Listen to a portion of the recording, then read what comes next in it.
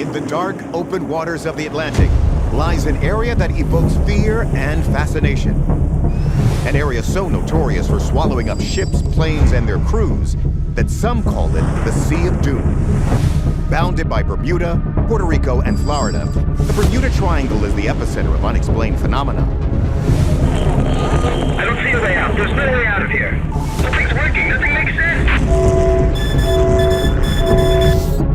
And tonight, we're coming to you from the coast of Florida for this special episode of The Proof is Out There, Bermuda Triangle Edition. Our team of top experts will investigate incredible evidence of mysterious ruins here at the Triangle and around the world, and then pass a verdict. Hundreds of planes have gone missing in the Triangle, but could this be the ruins of the most famous missing plane ever? Could these be the sunken ruins of a lost kingdom? Could this be the famous sword of King Arthur, found in a lake? And what is this ruin hiding beneath another dangerous triangle? The Proof starts now.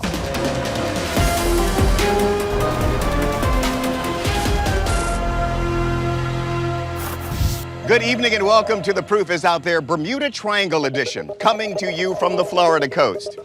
On the Bermuda Triangle into cursed waters, the team uses a special map to locate the wreckage of lost ships and planes. The map has hundreds of unidentified targets. Two of those could be a pair of Boeing Stratotankers that vanished without a trace in 1963. These planes were like flying gas stations used to refuel other planes in midair. They were on a completely uneventful mission, then both disappeared from radar at the exact same moment somewhere out there off the coast of Florida. Did they crash into each other? Or did something else happen? It's a story that's reminiscent of Malaysian Airlines Flight 370, which mysteriously disappeared from radar while en route to Beijing. The plane and the 239 souls on board were never found. Now two brothers think they may have discovered the truth and the plane. In September 2019, the fate of MH370 continues to confound investigators. The majority of the search has taken place over the ocean, but British video producer Ian Wilson suddenly has a thought when revisiting details of this case. What if the lost Boeing 777 had actually crashed on land in an area where it would be hard to find, such as a remote jungle? In his free time, Ian begins pouring through satellite maps of the possible flight paths, concentrating on the rainforests of Southeast Asia. I traced the arc that runs from North Asia down to the southern Indian Ocean. I was hoping I would see like a load of crushed trees. After days of scrolling without any luck, Ian suddenly stumbles upon something unmistakable. An object shaped exactly like an airplane, deep in the Cambodian jungle 60 miles west of Phnom Penh. If you really go into the 3D view, it looks as though the plane is laying up against a mountain. It's almost at a 45-degree angle. Now, in the year since the disappearance, airplane pieces suspected to be from MH370 have washed ashore all over the Indian Ocean, but only a small number have actually been confirmed to be from this exact plane. Some reject those findings and the whole idea that the plane crashed in the ocean. Based upon how much fuel was on board and the possible directions this aircraft could go, the search area could be anywhere within a very large radius of the ocean, or in some remote area in Southeast Asia. Ian and his brother Jackie decided to pool their money and trek out to that spot in the Cambodian jungle themselves. The fact that it linked up with the last known position of the plane on this arc, that's enough to go and check it out. But it proves more treacherous than they ever expected, even to their local guides. Halfway through, these guys turn around and say, look, we're going back, we can't go any further. We got to a huge waterfall that they couldn't get past. The brothers eventually have to return home empty-handed. But here's the thing. Planes vanish more often than you would think. Since MH370, 7 other aircraft have gone missing around the world. But could Ian's discovery at least put to rest the questions about this notorious disaster? Our experts take the stick. First, aviation expert Lieutenant Tim McMillan determines whether a plane that crashed in a jungle would appear like the image Ian found on the satellite map. It looks very much like an airplane just sat down in the middle of the wilderness. I would not expect to see a big commercial plane like a Boeing 777 be able to land in that condition and not be destroyed. But even if somehow the plane managed to stay intact, McMillan doubts that this image is a Boeing 777. just based on the scale that we have from these satellite images, this object that looks very plane-like is about 100 feet too short for a Boeing 777. So might this be part of the natural topography that Ian just mistook for an airplane? We know it's not snow because it would have melted, and there's no snow in Cambodia at that altitude. It's in the middle of a tropical jungle. And there's no indication that this is a random rock formation. It looks exactly like a plane. But there are no telltale signs of a crash landing. If this was a plane that had actually flown into this spot, we would see some kind of indication in the surrounding vegetation.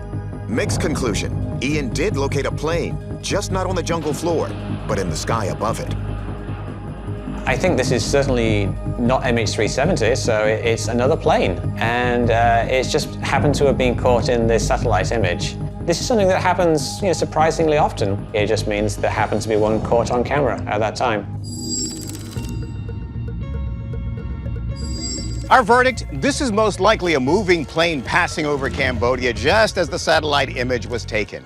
But Ian and Jackie Wilson are still convinced that MH370 lies somewhere deep in the jungles there. Once they have saved enough money, they say they are heading out on another expedition. Coming up, countless artifacts have been found in the triangle.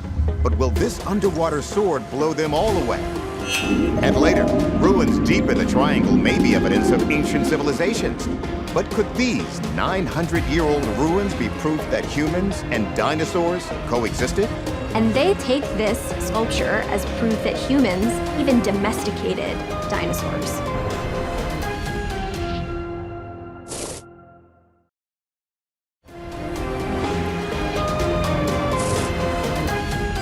Welcome back to The Proof is Out There, Bermuda Triangle edition. In the Bermuda Triangle into cursed waters, the team is finding stunning underwater artifacts, like this rare fighter jet from World War II. But it's not the only place in the world where potentially big finds are happening underwater. Medieval legend tells us that King Arthur received the sword Excalibur from a magical lady of the lake. In other versions, he pulls the sword from a stone. Well, what if this legend is based on facts? A recent discovery might make you believe. October 2019, near the Vrbas River in Bosnia, archaeology professor Ivana Pančić is studying the ruins of a medieval fortress. But the discovery of a relic under the choppy rapids shocks Pančić and her team. It's a sword lodged straight into a stone in the riverbed about 36 feet below the surface. Despite being down there for probably hundreds of years, the sword is remarkably well preserved. We did several dives to decide what we're going to use during the excavation. The whole process of excavating the sword took us 2 days. The team manages to free the blade, but how this sword got in this stone in the first place is a mystery. Could it be the very Excalibur from the King Arthur legend? No concrete evidence exists that a real King Arthur actually ruled parts of England, beyond what was written about him centuries later. Some historians think he could be based on a real 5th century Romano-British leader named Matthias, who fought invading Goths. Details are scarce, but even if Arthur is entirely fictional, could the story of Excalibur have inspired medieval copycats? It's possible that if this legend of King Arthur did make its way into Bosnia-Herzegovina, that individuals were attempting to recreate this story, to encase a sword in stone so that the rightful heir of this kingdom could pull the sword out in the same way that King Arthur did. Or maybe it's the other way around. Could this real sword in the stone be the inspiration for the King Arthur legend? So the big question is, could a sword really penetrate a rock? Look, that's a tough one. Most rocks are much harder than any pointed steel blade. So how can we explain this strange find? It's time to convene our own Knights of the Round Table. Maritime archaeologist Peter Campbell says based on the testing done by the museum in Bosnia, the dates don't line up for it to have belonged to King Arthur or to have inspired his legend. This sword dates to the 13th to 15th century AD. The legendary King Arthur predates this sword by nearly 1,000 years. So we can definitely discard the notion that this sword is in any way Excalibur. And what about the notion that the noblemen of the nearby fortress could have an Arthur copycat? One hypothesis that's been raised is the sword was put in the stone deliberately as part of some sort of king-making ceremony. We can effectively discard this notion because the sword was found at 36 feet, which is far deeper than they would have been able to dive in the 13th and 15th century AD. Still, he believes, based on what he sees, the sword belonged to someone important. We can see that it is finely crafted. It was very expensive metal used in its manufacture. And all of that indicates that this was probably the sword of a noble person. And that leads him to think there is some ritualistic reason it's in the water. There's actually a very well-developed tradition, especially in Europe, of discarding of swords and armor in rivers, lakes, and bogs. And as to how it ended up lodged in the stone. Frequently, we see heavy objects deposited in rivers that work their way down with the current into sediment or into rocks. And then it has many centuries of wiggling and burrowing down into the cracks. The metal is also corroding, attaching it to the rocks, and sediment is filling in, and it's becoming rock itself. This explains why the sword appeared to be stuck in the rock. In fact, these are normal site formation processes, as we call them, for river environments.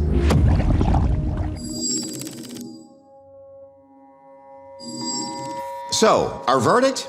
This is a geological phenomenon. The sword didn't penetrate the stone built up around the sword. However, the sword's true origin and owner still remain a mystery. Perhaps it was wielded by another legendary king. Over the years, people have reported large, unidentified beasts swimming in the Bermuda Triangle. Some have speculated they are surviving species of dinosaurs. And it's not the only place humans and dinosaurs have allegedly coexisted. That is, if you believe what you read on one temple wall. Cambodia, the early 2000s.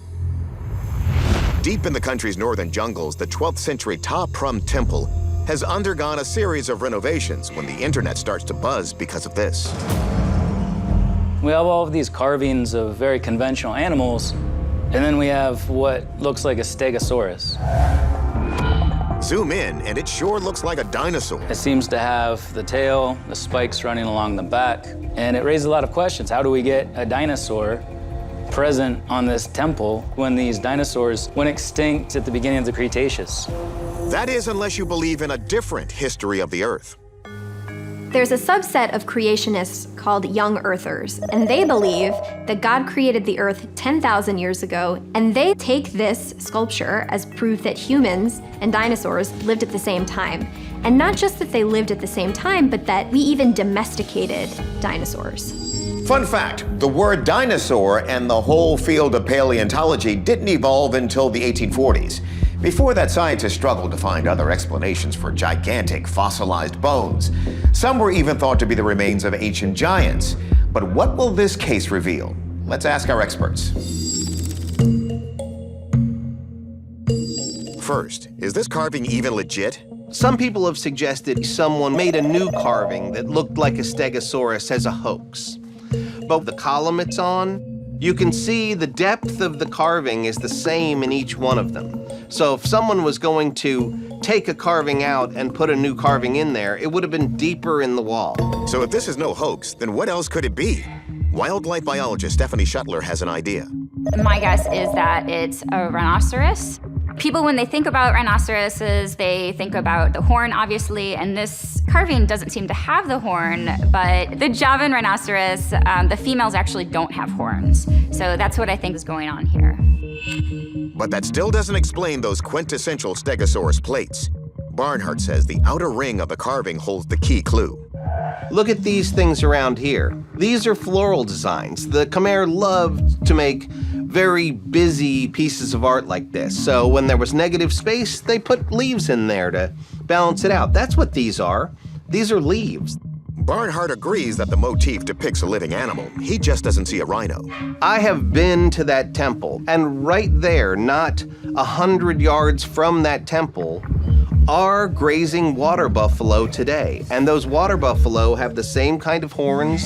They look exactly like the animal in that depiction. The chances that that image is a Stegosaurus is 0. So, our verdict? This is a real centuries-old carving, merely depicting a water buffalo with palm fronds in the background. So far, there is no proof out there that our ancestors once kept pet dinosaurs a la Fred Flintstone. Coming up, some believe that alien bases are hiding deep in the Bermuda Triangle. But could this strange structure discovered in Utah be proof that aliens also hide in the desert? And when you first see this, you can't help but think of some type of extraterrestrial technology. And later, bizarre disappearances like those of the Triangle are happening in the Great Lakes. But the biggest surprise might be what's hidden underwater.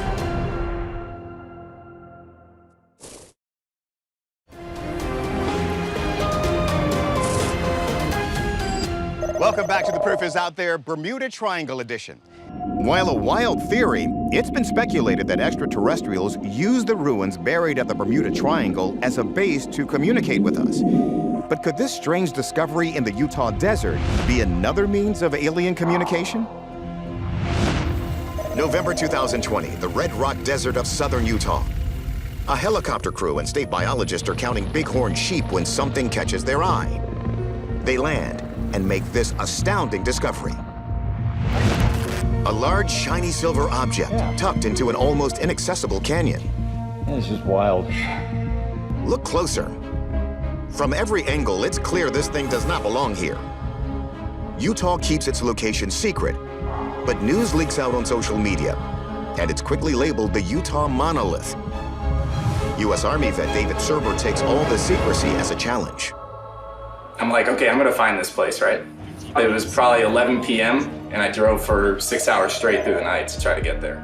David works his way deep into a canyon. I don't see anyone. Just after daybreak, he rounds a corner. There she is. And it's just there. I was like, oh God.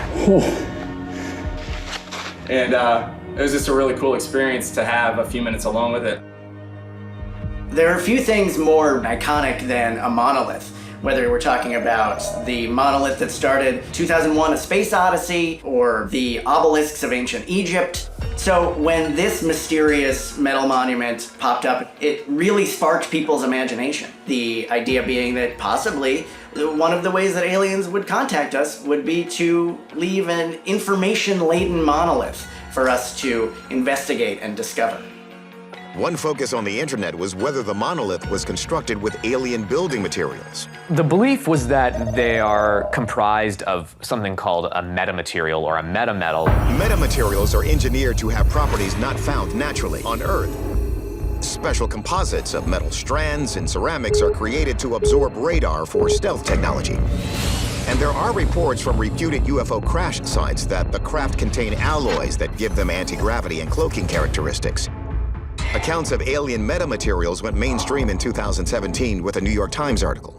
According to the New York Times report, Bigelow Aerospace was contracted by the government to store possible materials from alien craft. It's believed that the U.S. government is studying these alien materials to create the next generation of weapons. Could the Utah monolith be made of the same sort of alien materials? David tests it. I had a magnet with me, mainly because we were trying to figure out, what type of metal is it? Not sticking. And also, was it a solid object or was it hollow? Not solid. So what's it made of? And by whom? Other mysterious monoliths have been discovered recently, often in remote locations, in Romania, the Isle of Wight, and Sweden.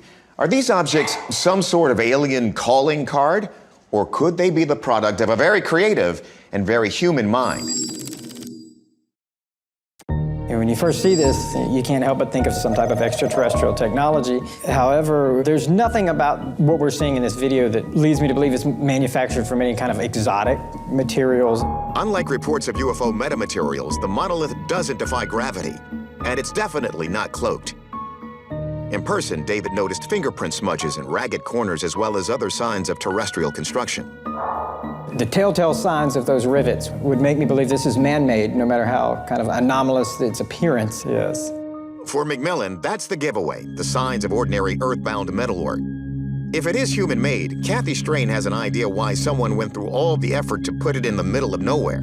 I think it's a message of beauty, of artwork, maybe makes you reflect more that I wanted to come here for the wilderness. But who made this and what it's made from is almost impossible to determine from a video. Ultimately, you're not going to be able to determine exactly what this object is until you get it into a lab and under in-depth analysis. But just as it appeared out of nowhere, the Utah monolith vanished, literally overnight. So until it's found and we can get it into a lab, our verdict, this is not an alien artifact. It's either a human artwork or a hoax. Either way, it's a compelling conversation piece.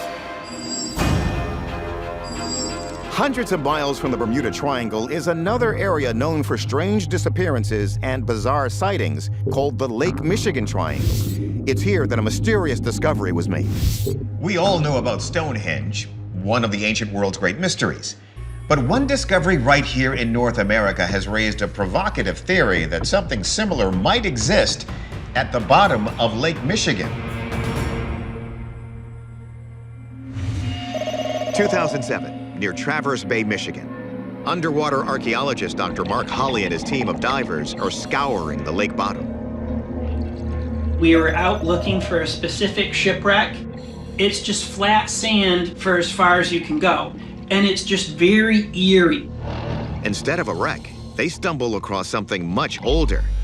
At first glance, it's just a line of stones, but Holley says there's more to it. I knew that we'd found something that shouldn't be there, but we had no idea what it was. One set of stones forms a circle. And strangest of all, look at this. One of the stones appears to have a detailed carving of a mastodon, here outlined with red chalk. Holley estimates the site was constructed around 10,000 years ago, before the glaciers melted to create the lake. Of course, Holley's video goes viral. Almost immediately, people described it as a fake. Nothing like this had ever been found in the Great Lakes before.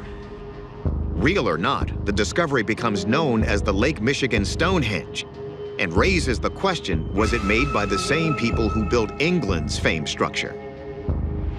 Professor of anthropology Michael Masters raises a controversial theory that ancient Europeans migrated to the Americas long before Columbus. This tool technology associated with groups largely in France indicates that they came across between 20,000 and 15,000 years ago. One more thing to ponder. There's a region known for strange disappearances and anomalous sightings called the Lake Michigan Triangle.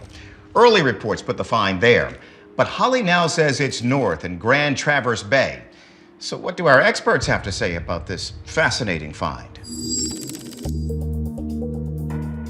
First, we asked archaeologist Peter Campbell if this could all be a hoax. He points to the moss and algae on the stones. If they had been placed recently, then there would be no marine growth on them whatsoever. The formation as well appears to be a genuine archaeological site. Campbell thinks the find is ancient and man-made. And if the mastodon carving is real, it might provide a window into a long-lost culture.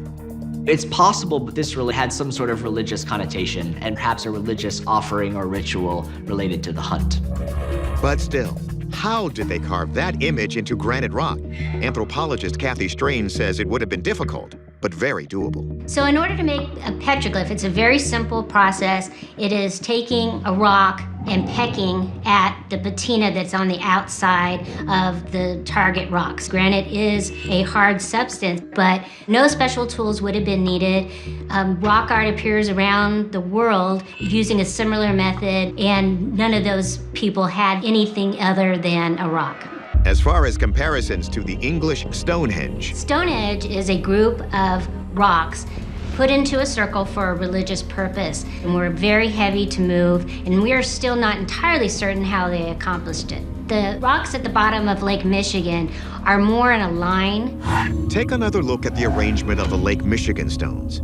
Strain says it's very revealing. This is likely what we call a drive line, and you use it to herd animals into either over a cliff or into some kind of fenced area, so it's a very efficient way of hunting.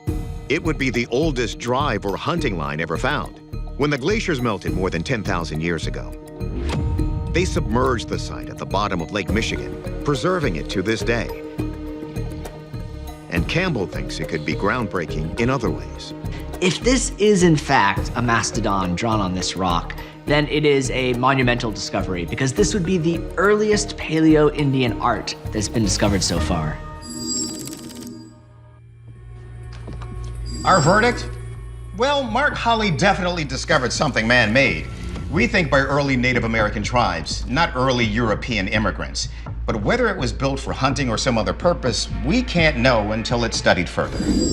Coming up, underwater ruins discovered deep in the Bermuda Triangle may be remnants of the lost city of Atlantis. But are these underwater structures the remnants of another lost kingdom?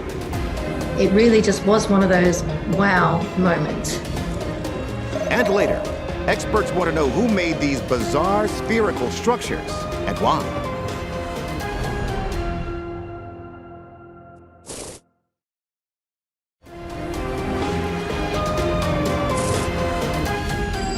Welcome back to The Proof is Out There, Bermuda Triangle edition. The mysterious disappearances of ships and planes are perhaps what the Bermuda Triangle is best known for. However, what's more bizarre than what hasn't been found here is what has. Almost 500 feet below the water surface in an underwater anomaly, the team from Bermuda Triangle into cursed waters has discovered what appears to be man-made monolithic rock. The limestone is perfectly cut with straight, even edges. Could it be part of some ancient underwater structures or ballast stone from a shipwreck? Thousands of miles from here, off the coast of Japan, some believe they have found evidence of another lost kingdom. Japan's Ryukyu Islands extend almost to Taiwan, and they've long been an attraction to divers. Most come to see hammerhead sharks, but in 1986, Deborah Dixon Smith came for another reason. She was there to get a special tour of the official site known as Yonaguni. You go in this dramatic entrance. It was like stepping back in time. Once out through the other side, a whole city seems to appear. It really just was one of those wow moments. And when you look over the edge, you can see down into this very, very deep gully. It was very dramatic. Let's take another look at the details here. There are straight lines, steps, and sharp angles. It seems to be that whatever this structure is, somebody built it there and sea levels rose enough that it got submerged. In this artist's rendering, it looks like a small city or a compound with a pyramid. And as Deborah learned, the site may be connected to an ancient legend. There's a theory that the video is evidence of an ancient Japanese civilization known as Yamatai. It's said to have been a large, powerful nation that was wiped off the face of the world when sea waters rose and their cities were buried under ocean water. Yamatai is said to have been ruled by a secretive sorceress named Himiko. Its location has never been determined, much less the reasons for its disappearance. Here's the thing. Unlike Atlantis, the existence of Yamatai shows up in historic documents from around 300 AD. There's even a record of their queen, Himiko, sending an envoy to the Chinese emperor. The theory is that Yamatai sank due to the shifting tectonic plates in the region. But what's the real story?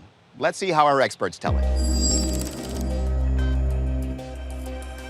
Geologist Bob Anderson says it's not unreasonable to think this site was once on dry land.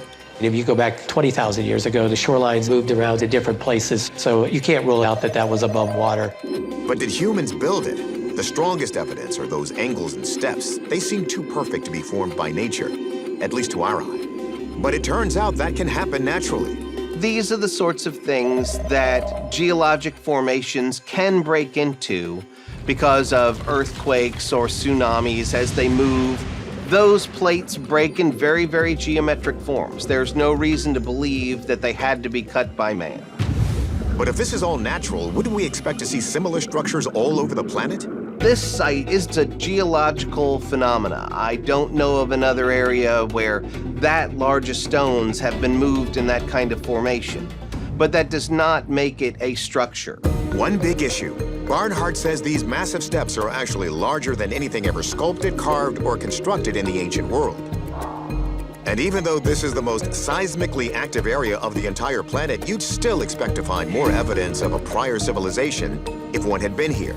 These large slabs, you'd expect at least in the cracks to find some sort of evidence of human occupation if it indeed was some sort of sunken place. There's nothing like that whatsoever. Archaeology calls those things geofacts. They look like artifacts, but in fact, they're naturally formed. Based on Barnhart and Anderson's expertise, we're going to conclude that this site is a natural phenomenon. That means it's not the lost kingdom of Yamatai. Its location is still a mystery. So if you're diving off the coast of Japan, keep your eyes open. Remember that giant rolling boulder from Raiders of the Lost Ark? The scene was inspired by a very real archaeological mystery, the likes of which even Indiana Jones might find unsolvable. Take a look. 1939, Dique Delta, Costa Rica. The United Fruit Company was clearing an area of the Costa Rican jungle to start a banana plantation. And suddenly they discovered something truly mysterious. At sites all across the area, workers uncover these. Stones that have been carved into near-perfect spheres of all sizes. The largest one was 9 feet in diameter and 16 tons. It would take an incredible amount of craftsmanship and masterful engineering to create, especially the large spheres.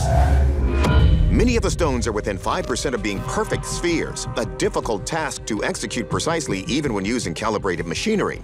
This is a remarkable feat if carved from a larger rock by hand. When the first Western people came to Costa Rica and saw these spheres, they had never seen anything like it. Archaeologists believe they were carved by a tribe known as the Diquis, which flourished from AD 700 to 1500. They produced at least 300 of these stones. But the Diquis faded away hundreds of years ago, and how they made the stones disappeared with them. By the 1940s, local indigenous tribes believed the stones were of divine origin. The native Costa Rican people believed that these spheres are actually from their god. Terra, who was the thunder god, used them with a blowpipe in defense of the native Costa Ricans. They believed Terra shot the stones at the gods of wind and hurricanes to keep them at bay. Some have speculated that these battles between Terra and the other gods were actually a titanic shooting match between UFOs, with the stones some sort of spent weapon. They point to the sphere's near-perfect roundness as proof of alien creation. But if we assume humans made them, not gods, the question is why? In the 1930s and 40s, rumors spread they'd been made to store gold in the sphere's cores, so workers blew up several and found nothing. Another possibility is that the spheres serve a scientific purpose. One theory that has been posited is that they are somehow a representation of our solar system, that they represent celestial bodies somehow. They might have been placed to track the seasons or rolled around to reflect the shifting night sky. There's also a theory that an advanced civilization, even older than the Diquis, built an entire complex of cities here.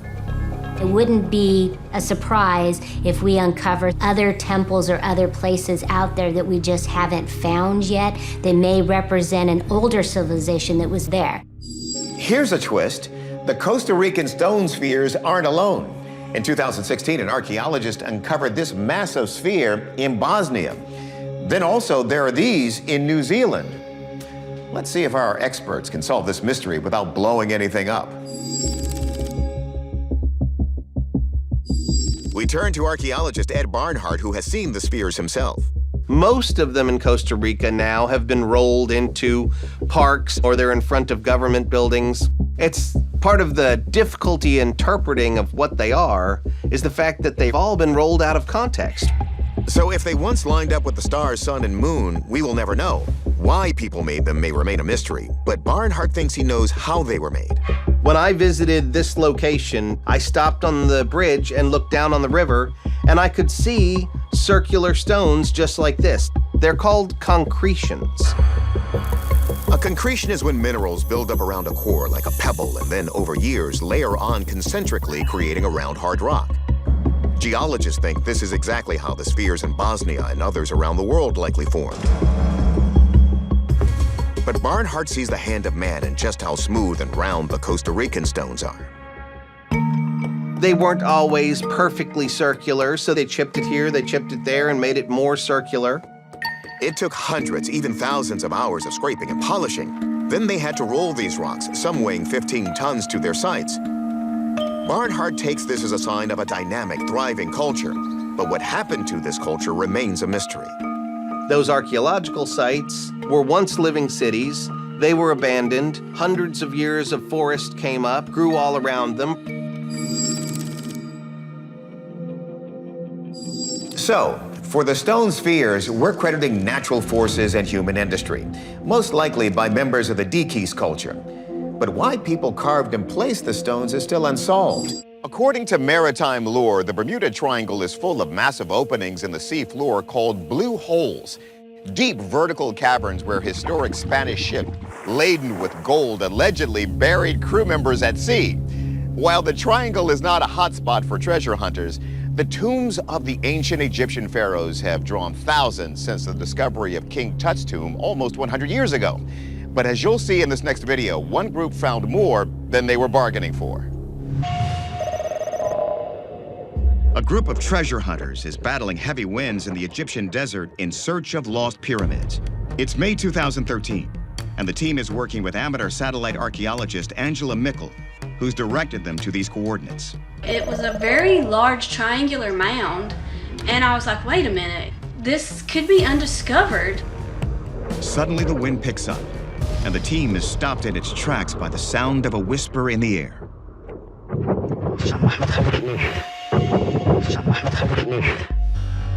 Take another listen. When I heard that voice, the hair on the back of my neck stood up. It sounded like some kind of an incantation. Did someone on Angela's team say it? Could the whisper be an ancient curse? Journalist M.J. Benaya says that theory leads back to Howard Carter, the man who discovered King Tut's tomb in 1922. Locals warned Carter that he probably shouldn't be messing around in the tomb of a dead pharaoh. And sure enough, after Carter made his discovery, strange things started to happen. Members of Carter's team began to drop like flies. The tale goes that 6 people, including Carter's secretary and financial benefactor, died in the following years because of the pharaoh's curse. Is that curse what Angela's team recorded? Our analysis starts with audio expert Ben Gottesman. First question, is this really a voice or just wind?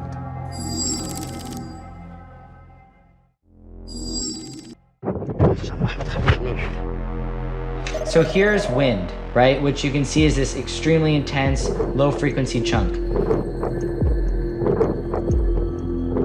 Now, here's the whisper.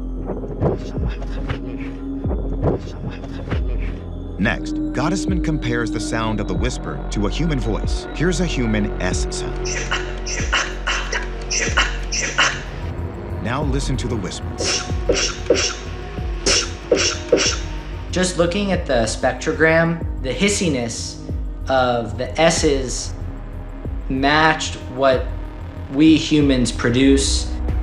Okay, the whisper sounds human, but did it happen in the Egyptian desert, or was it added later? We turn to forensic analyst Michael Primo. I noted no instances of fading, a difference in background noises, anything that would be suspicious of that recording, just kind of pasted into that section through the spectrogram analysis. So there is no direct evidence to support that this was layered into the recording or added after the fact. So it looks like we have a real voice saying something, but what? Next, we send the audio to our Egyptologist, Nick Brown. Could we have proof of an ancient curse? So the tricky thing with ancient Egyptian is it's a language that's died out, so modern scholars don't know actually how to speak it. But according to Brown, based on hieroglyphics, we do know that sounds such as Ja, Sin, and Ka were part of the language. As he listens, Brown doesn't hear enough to think this is ancient Egyptian or a closely related language. I have to say that I can't explain what the noise is. Still, he can't rule out its authenticity. I think there is some possibility that in the future we might be able to tell, as some scholars are trying to study and crack the code, of ancient Egyptian and the language and how it was spoken. So we've determined that this whisper is definitely some sort of human-made sound, and it wasn't faked. But whether or not it's an ancient curse is yet to be determined. So our verdict, the whisper is an unexplained phenomenon. As for the team, they have continued to search the site and have found evidence of limestone and pottery shards. Could it be pyramids? We'll let you know if they find anything. Our world is full of unsolved mysteries, and few are as compelling as the Bermuda Triangle. The Bermuda Triangle searched this region for clues, hoping to one day unravel this centuries-old mystery. For now, the secrets remain buried deep in the Atlantic. Thank you for watching the special edition of The Proof is Out There. Please send us any videos you think we should investigate, and remember to keep those cameras rolling.